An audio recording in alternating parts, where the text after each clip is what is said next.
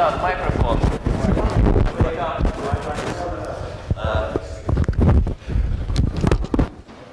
Ну давай. А можно ты поднять? Да, да, один раз чуть-чуть повыше. Сделай, пожалуйста, чтобы я чуть не испортил. Ваня, тебе не слайдов? Не, я никаких слайдов. I don't have slides, this is why I can adopt my talk to previous talks.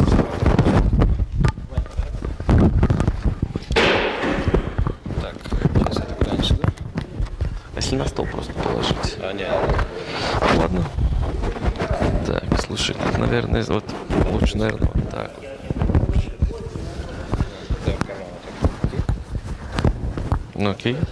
Все, слышишь? Everyone hears? Okay, so I have 20 minutes. Wow.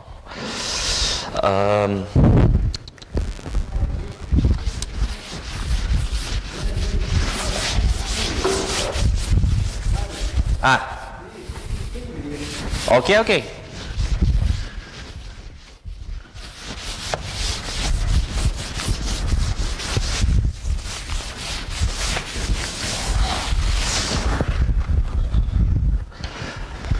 Well, my name is Ivan Remizov,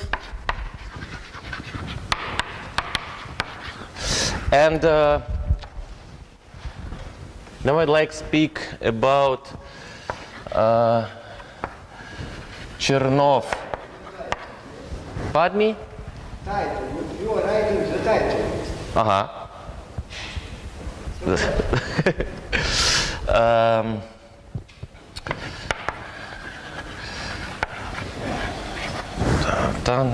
Chernonapraw tangentials.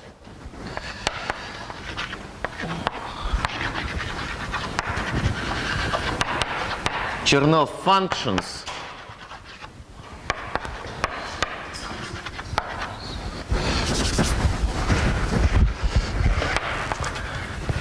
And approximations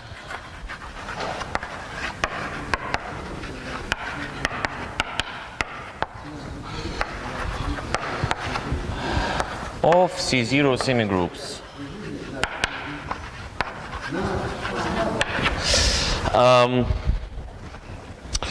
In the talk by Yuri Orlov,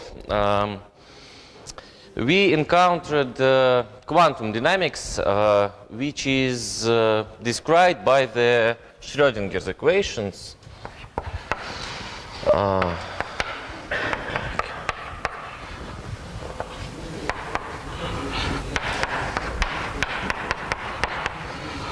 Like that. I write imaginary unit here, and this is not Hamiltonian, this is minus Hamiltonian. And the solution is as follows.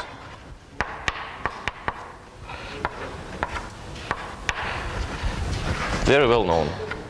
I wrote it in this way to show that it is evolution equation, as is the derivative with respect to t equals some operator applied to the same function.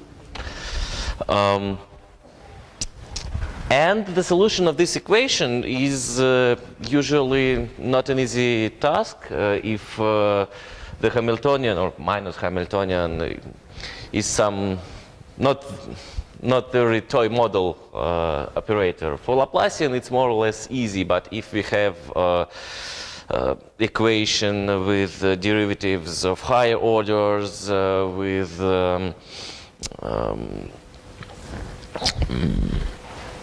some complicated coefficients, non-constant variable coefficients. So it's not an easy task to solve this equation, and thus it's not an easy task to find this exponent. And I will say a few words about newly developed approach for obtaining it in some way. I have very little time, so I will start with two examples of equations which are covered by the technique I speak about. Maybe I will not have time to explain how and the details, and maybe I even will not have time to explain what are Chernoff tangencies and what are Chernoff functions, but I will give two examples to show you the power of the methods. First is equation of the following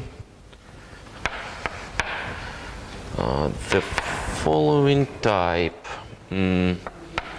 You have here I,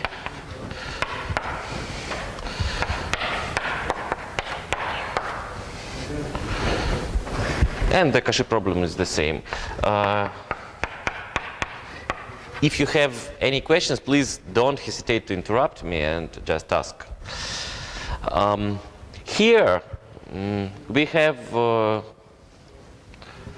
d-dimensional x with arbitrary d, and we have very small constraints on v. We ask only that v is locally square integrable.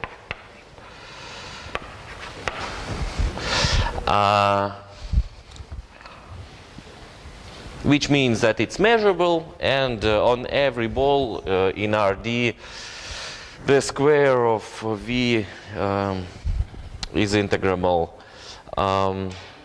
And we also ask that this operator is essentially self-adjoint. If we ask that v of x is non-negative, then we have this essential self-adjointness. But one may, pardon me? Real valued, yes. Thank you. About this, yeah? Yeah, of course, thank you. More comments? So, for this equation, using all that beautiful stuff, we write formula for psi of t and x. And it's really tricky because, for example, you can take for v any non-negative continuous function. It may grow at infinity at any rate. It even can be not continuous. One may argue what is the physical meaning of that, but anyway, so people were writing papers about polynomials for v. I have a result for any locally square integrable function, locally. So this is the first example. The second example,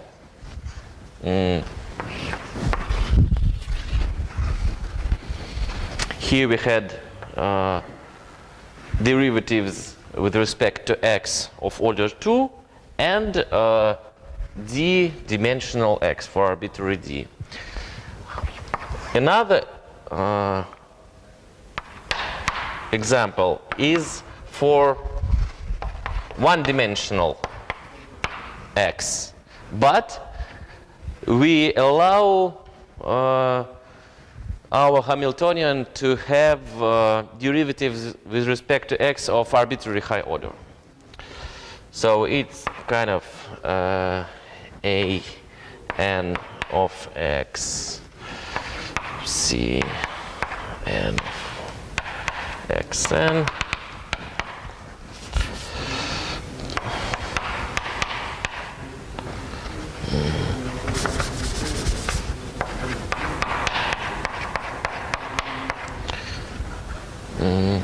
Here also I is like this. The limitations for A0 are like for V here. Why it is interesting? Because, and here I'm sending hello to Yuri Orlov. If we have some classic systems, system H of P and Q, we have, for instance, something like this.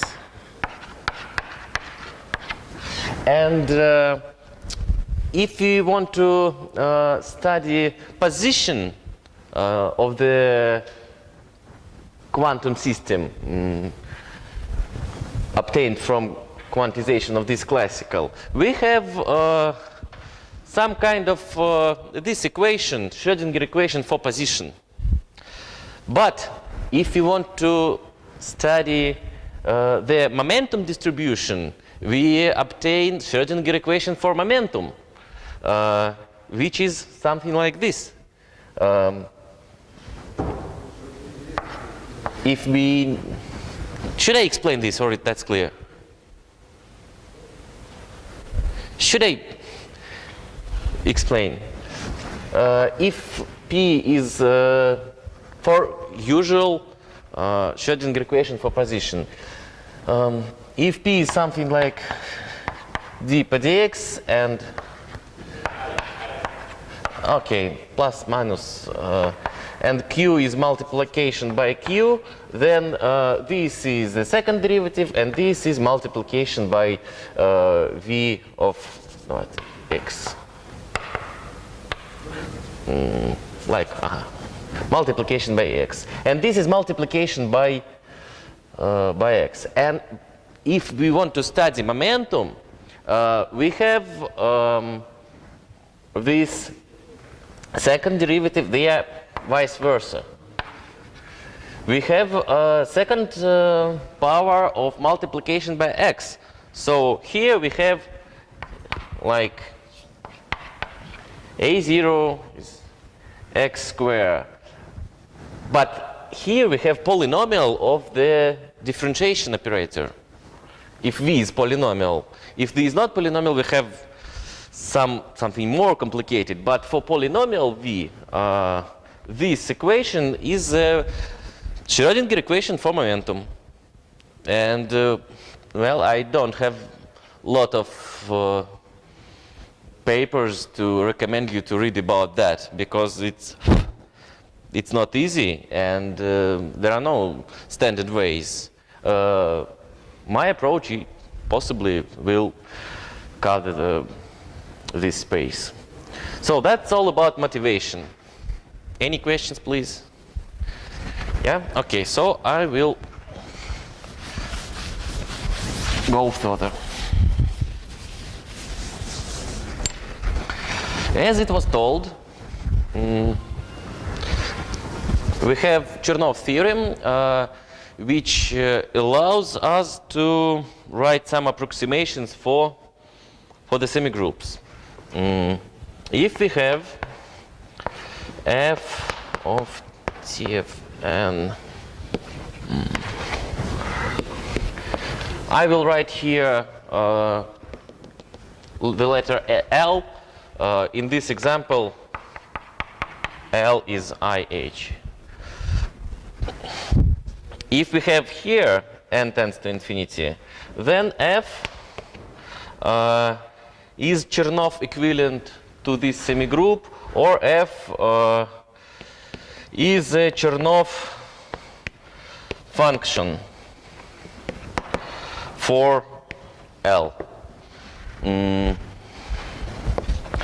Chernoff theorem has very complicated,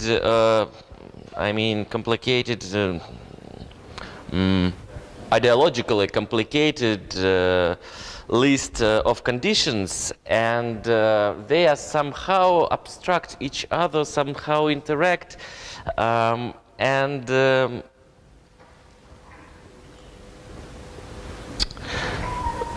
the main idea of what I want to present is in structuring conditions of Chernoff theorem. So this is my Chernoff theorem, and the conditions are as follows. The first one is that the semigroup with generator L just exist. The second condition is that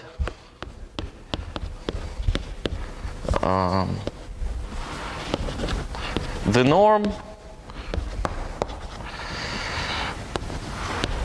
grows not so fast with the growth of this parameter. And the second is what I call Chernoff tangency. Roughly speaking, it's all about this equality.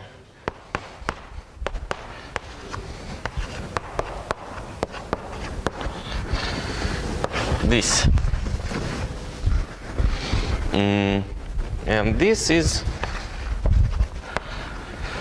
Chernoff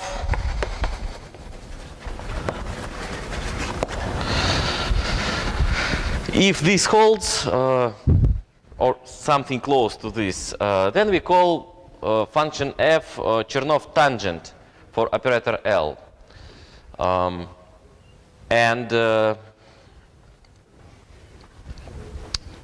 We can use these Chernoff tangent functions to obtain Chernoff functions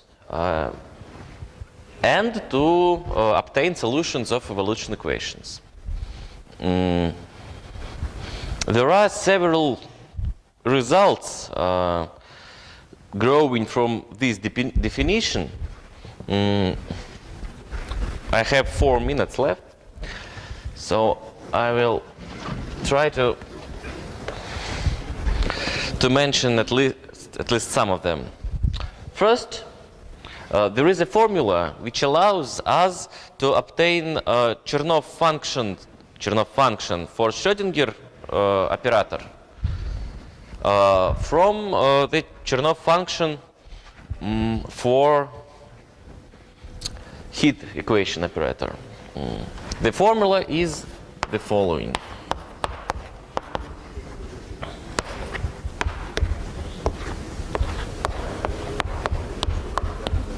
Capital I is the identity operator. So if S is Chernoff tangent to H, S like this Chernoff tangent to H, then this R is Chernoff equivalent to IH. Here we have a problem in defining the exponent, because we cannot use power series, because we have power series of unbounded operator, and that's not a piece of cake. But here, in the definition of Chernoff tangency, the function takes values in bounded linear operators, so there is no problem in defining the exponent. And the two other conditions hold automatically, because if we have a self-adjoint operator, then the semigroup with generator A by this I by this self-adjoint operator exists. It's some theorem from the Stone theorem. And if we so this is okay. Here we have this condition. And if we ask S of t to be self-adjoint, and this is also not very difficult to achieve, then we have E in the power of I multiplied by self-adjoint operator. So it's unitary operator for each t, and this condition holds for omega equals 0. And this formula opens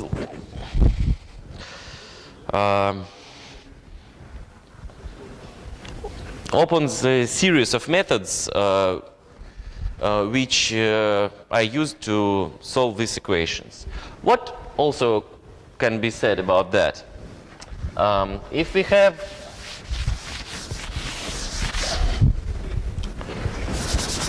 function g1 Chernoff tangent to L, operator L1, and g2 Chernoff tangent to operator L2, then we can define such a function. G of t is g1 of square of t minus identity. And here g2 square of t is identity plus identity. And it will be Chernoff equivalent to operator L1, L2. And this Chernoff function, let me see, f, oops, 20 minutes. I finish the formula and finish my talk.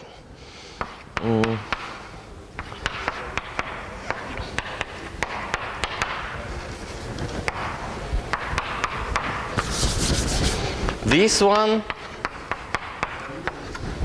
is Chernoff equivalent to sum. So we have some kind of calculus of such functions. Every differential operator can be constructed from finite number of compositions and sums of operators of differentiation and multiplication by function. So using this, we can construct function that is Chernoff tangent to any differential operator with variable coefficients, and thus solve the corresponding Schrödinger equation. Thank you.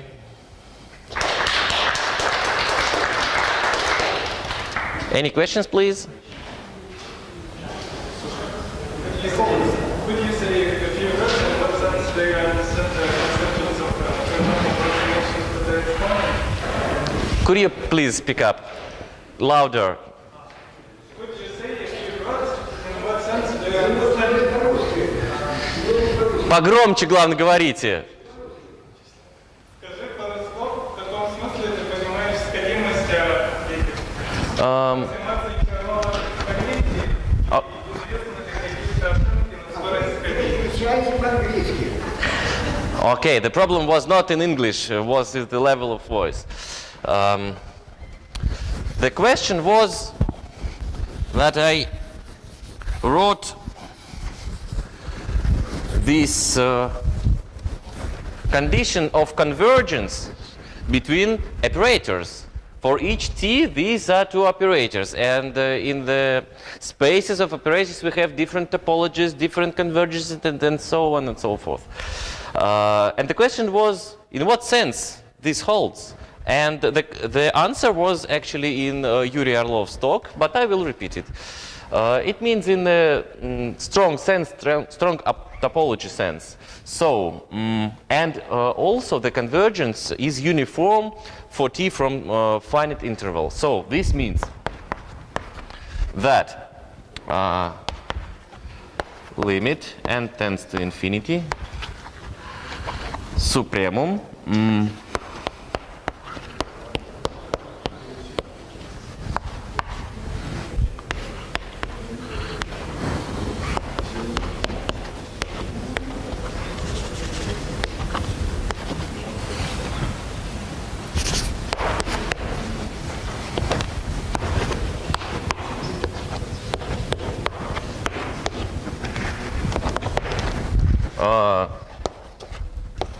for each vector psi0. So it's more or less makes sense. Any questions, please? Comments?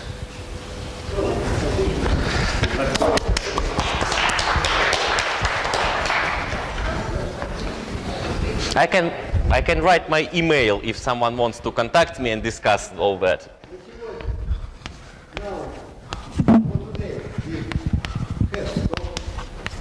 Even this one get a lot of very beautiful food, one can decide. Our conference, I think, is beautiful. We got a lot of beautiful Давай, information. Now we may have some rest by tomorrow morning.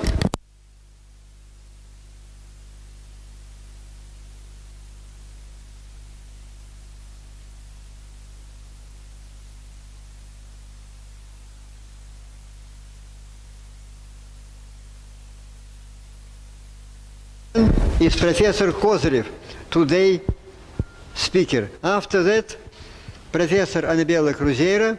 After that, Professor Sonia Madzuki. Today it was my mistake. The chairman of the last part was tired, and nevertheless she was helped. In any case, many thanks to all people who make possible this conference.